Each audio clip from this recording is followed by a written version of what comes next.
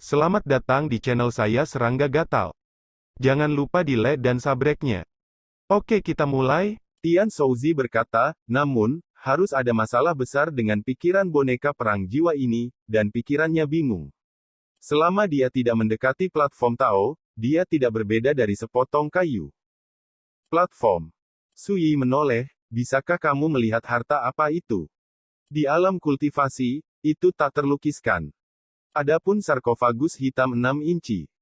Omong-omong, Tianshu menggelengkan kepalanya, aku juga tidak bisa melihatnya. Kecuali aku bisa membukanya, aku khawatir tidak ada yang bisa melihat asal mulanya. Hal. Sui mengangguk. Yang pasti, apakah itu platform Tao atau sarkofagus 6 inci, itu pasti sama dengan boneka perang jiwa, yang telah bertahan dari masa liar. Sui bertanya, bagaimana kamu menemukan tempat ini? Burung Zuyu Dapeng segera berteriak dan memarahi dengan penuh semangat, bajingan tua itu mengatakan bahwa pada konferensi perburuan surgawi ini, akan ada elang emas listrik ungu yang berpartisipasi, dan saya akan mengikutinya. Tidak, siapa yang akan melakukannya mengira mau tidak pernah melihatnya, dan benar-benar tertipu oleh bajingan tua itu. Sumpah, penuh kebencian, dan penuh bahasa kotor. Tian Shouzi terbatuk-batuk, dan berkata, jika bukan karena kamu, mengapa kamu mengikuti Lao Su?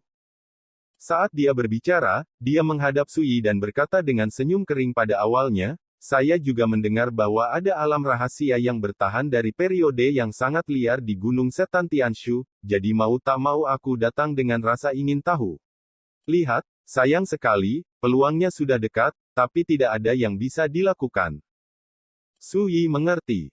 Menggunakan metode lama Tian Shouzi, tidak sulit untuk menghindari rintangan aturan langit dan bumi dan memasuki Gunung Setan Tianhun ini. Mengapa kamu tidak menggunakan pembunuh besarmu? Sui tiba-tiba menjadi asli. Dia tahu betul bahwa bajingan tua ini memiliki banyak harta terlarang di bagian bawah kotak, termasuk spanduk bendera hitam, yang bahkan dapat mengancam karakter Taijing. Jika bukan karena ini, bajingan tua ini tidak akan hidup dari sebelum zaman keabadian hingga saat ini, dan masih hidup dan menendang. Tidak dapat digunakan jika ini bukan masalah hidup atau mati. Tian Shouzi menghela nafas, jika tidak, aku akan dihukum oleh surga. Tulang-tulang tuaku telah ditunggangi selama ribuan tahun, bagaimana aku bisa menahan lemparan seperti itu? Sui memikirkannya sebentar dan berkata, aku akan mencobanya. Tian Shouzi sangat gembira dan berkata, dengan bantuanmu, mengapa kamu tidak bisa membunuh boneka perang jiwa itu? Saya menyarankan Anda untuk tidak tertipu, dan kata-kata bajingan tua itu tidak boleh dipercaya. Tian Shouzi bergegas mendekat dan menamparkan kepala pencuri itu, dasar binatang berambut datar, kau tahu kentut. Sui mengabaikan ini. Burung tua ini adalah harta karun hidup. Semakin banyak Anda berbicara dengan mereka, semakin tidak jelas. Dentang. Sui membalik telapak tangannya, dan pedang manusia muncul di telapak tangannya. Pedang ini sudah lama tidak digunakan. Tanpa dia, saya belum pernah bertemu lawan yang benar-benar layak. Hei, kualitas pedang ini luar biasa. Burung Ken Liu Dapeng tercengang. Tian Shouzi bergumam dalam hatinya, bagaimana mungkin pedang peri biasa layak untuk tiran ini? Sui menjentikkan pedang dengan jentikan jarinya, dan tubuhnya meraung pelan. Dalam sekejap, dia telah mengubah semua Taoisme ke tingkat yang belum pernah terjadi sebelumnya. Ledakan. Dia begitu kuat, seperti pedang dewa, yang membuat seluruh aula bergetar. Boneka pertempuran jiwa lapis baja itu sangat menakutkan, jadi Sui tidak berani ceroboh sama sekali. Sayangku, apa basis kultivasinya, dan seberapa menakutkan kekuatan pedangnya? Zuyu Dapeng terkejut, matanya bersinar dengan kilau misterius, seolah-olah dia ingin melihat semua rahasia Sui. Tetapi pada saat ini, Tian Xuan menamparkan matanya erat-erat dan berteriak, ambil murid Zuyu untuk memata-matai rahasianya. Bunuh dia. Tubuh burung Zuyu Dapeng membeku, dan jantungnya bergetar. Apa artinya ini? Hanya seorang pemuda di alam semesta, bukankah dia menyembunyikan rahasia yang sangat tabu? Itu tidak berani membuatnya lagi, menyingkirkan kekuatan magisnya, dan dengan jujur memandang Sui dengan Tian Shouzi. Ikuti Sui. Ledakan. Niat pedangnya terus meningkat, terus mengembun. Pedang dunia di tangannya juga mengeluarkan teriakan penuh gairah. Kekuatan pedang yang menakutkan melonjak, dan seluruh aula bergetar semakin hebat. Di kejauhan, pria jangkung berbaju besi sepertinya menyadarinya, dan tiba-tiba memandang Su Yi, dan ada cahaya haus darah di kedalaman mata acuh tak acuh dan dingin itu. Tian Huazi dan Zuyu Dapengyao sama-sama merasa gugup dan kedinginan. Mereka semua telah melihat kengerian boneka perang jiwa ini, dan mereka tidak bisa menahan keringat untuk Su Yi. Ditatap oleh pria jangkung itu, Su Yi juga merasakan tekanan yang datang dari wajahnya, yang merangsang kulitnya untuk mengencang dengan tenang. Dia tidak berani gegabah. Oleh karena itu, Su Yi tidak ragu-ragu, dan segera menggunakan nafas pedang 9 penjara. Tapi pada saat ini, perubahan mendadak terjadi. Di atas panggung Tao, sarkofagus hitam 6 inci tampak dirangsang, bergetar hebat, melepaskan lingkaran cahaya hitam beriak. Kemudian, benda ini muncul dari udara tipis, seperti burung layang-layang yang kembali ke sarangnya, mendatangi Su Yi, dan kemudian terbang mengelilinginya terus-menerus, seolah-olah sangat bahagia. Operator Tian. Zuyu Dapengbert. Keduanya tercengang. Ketika perang akan pecah, siapa yang bisa membayangkan perubahan luar biasa seperti itu? Bahkan Su Yi tidak bisa tidak tertegun, dan menekan pedang yang telah mendapatkan momentum untuk waktu yang lama. Lalu dia mengerti. Di lautan kesadaranku sendiri, rantai ilahi kelima yang melilit pedang 9 penjara bergetar dan bergesekan pada saat ini, seolah-olah terbangun dari keheningan. Tidak. Melihat sarkofagus 6 inci yang menari dengan gembira di sampingnya, bagaimana mungkin Su Yi tidak mengerti? Hal ini pasti berhubungan dengan kehidupan kelimaku. Untuk beberapa saat, hati Su Yi naik turun. Sudah lebih dari setahun sejak integrasi Taoisme Wang Ye ke-6. Sampai sekarang, dia masih belum tahu siapa kekuatan kelima yang disegel oleh rantai dewa kelima pada pedang 9 penjara. Dan sekarang, sepertinya ada petunjuk. Kehidupanku yang kelima, apakah ini karakter yang pernah hidup di masa liar negeri dongeng? Pikiran Su Yi melayang, jika demikian, apakah platform Tao dan boneka pertempuran jiwa di aula perunggu di depanmu terkait dengan generasi kelima seperti sarkofagus 6 inci? Setelah beberapa saat, Su Yi membuang pikirannya yang mengganggu dan menahan napas. Dia mengangkat tangannya, dan sarkofagus 6 inci itu jatuh ke telapak tangannya. Benda ini terlihat ramping seperti jepit rambut, tetapi sangat berat, seperti memegang gunung yang megah. Apa ini namanya, kaya? Tian Shouzi mau tidak mau berteriak kaget. Menghancurkan kepalanya, dia tidak pernah berpikir bahwa harta misterius yang sangat diidambakan akan memeluk Su Yi seperti ini. Burung Zuyu Dapeng bergumam harusnya ini disebut harta hanya diberikan kepada mereka yang ditakdirkan. Jika tidak ditakdirkan, bagaimana harta itu bisa dibuang ke jaring? Benar-benar tidak masuk akal.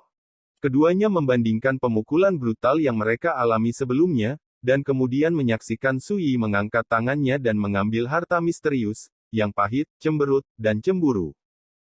Dan sebelum keduanya sempat bereaksi, adegan yang membuat mereka terpana telah dipentaskan. Saya melihat pria jangkung berbaju besi, tiba-tiba berlutut dengan satu lutut, kepalanya tertunduk, tangannya mengepal, dan berkata, "Bawahan Leize, sambut kembalinya Tuhan." Penonton terdiam. Mata Tian Huazi hampir jatuh, dan dia bergumam, ada apa dengannya? Zuyu Dapengbert jahat. Jahat sekali. Su Yi tercengang. Tuhan. Selamat datang kembali. Benarkah boneka perang jiwa yang mengaku sebagai Leize ini benar-benar ditinggalkan oleh generasi kelimanya? Dia tidak repot-repot memeriksa sarkofagus 6 inci itu, dan berkata, "Mengapa Anda memanggil saya Tuan?" Matanya saling menatap. Tian Shouzi buru-buru berteriak, orang ini memiliki masalah serius dengan jiwanya, jangan biarkan dia memikirkannya, atau dia akan melukai dirinya sendiri. Su Yi sangat menakjubkan dan berkata, tidak perlu memikirkannya, bangunlah. Ini. Pria berbaju besi itu berdiri.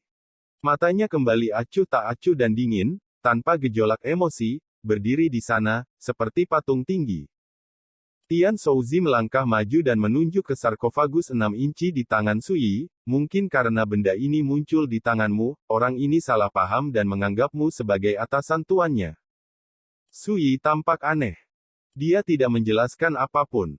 Tian Shouzi mungkin tahu bahwa dia adalah reinkarnasi dari Wang Ye, tetapi dia ditakdirkan untuk tidak tahu, dia memiliki identitas lain sebelumnya.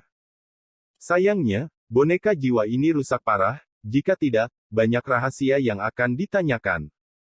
Tian Shouzi menghela nafas, sangat menyesal. Pikirkan tentang itu, boneka perang jiwa yang selamat dari masa liar masih sangat menakutkan, dan asal-usulnya ditakdirkan bukan masalah sepele. Menggelengkan kepalanya, perhatian Tian Shouzi tertarik oleh sarkofagus 6 inci di tangan Sui, dan dia tidak sabar untuk mengatakan, buka dan lihat, apa yang tersembunyi di dalamnya. Zuyu Dapengbert juga menjulurkan kepalanya, matanya penuh rasa ingin tahu. Sarkofagus 6 inci ini benar-benar hitam, sejernih dan sejernih langit malam. Ambil di tangan Anda, seperti gunung yang megah. Ini terlalu berat dan misterius, dan tidak ada misteri sama sekali dari permukaan. Sui juga penasaran dengan apa yang tersembunyi dalam harta ini terkait dengan generasi kelimanya. Sayangnya, dia mencoba berkali-kali, tetapi tidak bisa membuka sarkofagus. Bahkan jika nafas pedang 9 penjara digunakan, itu hanya membuat benda ini bergetar. Coba saya lihat. Tian Shouzi tidak berdamai, dan memegang sarkofagus di tangannya untuk memikirkannya. Namun pada akhirnya, dia juga gagal, dan wajahnya tak berdaya. Kamu tahu ini apa? Sui kembali menatap pria jangkung berbaju besi itu. Pria jangkung itu berkata tanpa ragu, peti mati pedang yang disegel oleh Tuhan. Peti mati pedang. Peti mati pedang.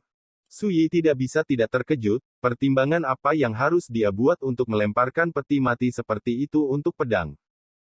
Tian Shouzi mau tak mau berkata, Lei Ze, apa lagi yang kamu tahu? Pria berbaju zirah itu tidak bergerak dan menutup telinga. Kamu meremehkan orang, ya. Operator Tian marah. Namun, dia juga dapat melihat bahwa boneka jiwa bernama Lei Ze ini jelas hanya mematuhi Sui Yan. Bagaimana cara membukanya? Sui bertanya lagi. Pria berbaju besi berkata, saya tidak tahu. 2 dan 1 burung. Sui menggosok alisnya, dan akhirnya menyerah dan menyingkirkan sarkofagus 6 inci itu. Dia diam-diam berkata dalam hatinya, ketika kekuatan karma dunia kelima benar-benar terbangun, itu pasti akan dapat membuka benda ini. Hei, ada yang salah dengan rantai berwarna darah pada orang ini. Tian Shouzi tiba-tiba berteriak, kenapa suasananya seperti bencana di era Xianyun? Sui menatap.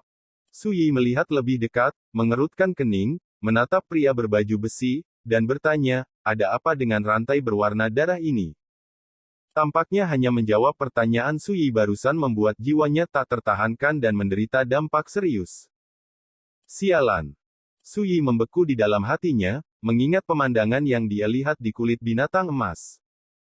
Selama Great Wilderness, para dewa meluncurkan bencana tabu yang misterius dan menakutkan, membantai orang-orang paling berkuasa di dunia. Pada saat itu, budak tua berpakaian hitam yang mengikuti Luo Changning meninggal dalam bencana itu. Menurut spekulasi Sui, bencana seperti itu harus disebut bencana. Di dunia sekarang ini, monster tua yang bersembunyi dari dunia juga menghindari bencana serupa. Tidak diragukan lagi, boneka pertempuran jiwa bernama Lei Ze ini juga mengalami bencana seperti itu, dan rantai berwarna darah yang dimasukkan ke dalam tubuhnya adalah buktinya.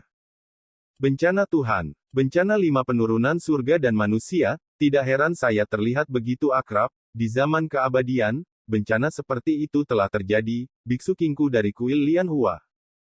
Tian Shouzi berkata dengan terkejut, hanya saja orang ini masih hidup setelah menderita bencana dewa, bukankah dia terlalu ganas? Perhatikan bahwa biksu Kingku dari kuil Lianhua adalah Buddha Fatian yang telah menginjakkan kaki di puncak jalan abadi. Keberadaan Taijing yang sesungguhnya. Bahkan biksu Kingku meninggal dalam bencana itu, orang dapat membayangkan betapa mengerikannya bencana itu. Dalam keadaan seperti ini, boneka perang jiwa yang selamat dari masa liar dapat bertahan selama bertahun-tahun setelah menderita bencana ilahi. Ini sungguh luar biasa.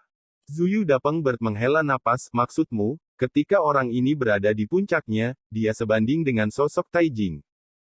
Mungkin. Mata Tian Shouzi panik, aku tidak bisa membayangkan betapa kuatnya keberadaan dalam periode yang jauh dan liar itu, untuk dapat memperbaiki boneka pertempuran jiwa seperti itu. Su Yi melangkah maju dan menatap pria berarmor, sangat menyadari bahwa rantai berwarna darah ini menyebabkan terlalu banyak kerusakan pada pria berarmor. Mungkin, jika bukan karena bencana, roh pria berbaju besi ini tidak akan rusak begitu parah. Tenanglah, aku akan membantumu meringankan beban tubuhmu. Su Yi memberi perintah dan melangkah maju. Burung Zuyu Dapeng awalnya ingin mematahkan semangatnya, tetapi tiba-tiba teringat bahwa terakhir kali dia berada di reruntuhan Gunung Taiwu, pemuda ini telah mengambil tindakan untuk membantunya mengusir kekuatan para dewa di tangannya. Tubuh, dan segera menghilangkan ide penolakan. Tidak ada kejutan. Semuanya berjalan lancar. Pada saat ini, Su Yi lebih jauh menyadari bahwa reinkarnasi adalah jalan yang tabu. Seperti yang Luo Changning katakan, alasan mengapa para dewa takut akan reinkarnasi adalah karena reinkarnasi dapat sepenuhnya menghilangkan tatanan zaman. Dan apa yang disebut malapetaka dan malapetaka, dalam analisis terakhir, kemungkinan besar diubah oleh tatanan zaman yang dikuasai oleh para dewa.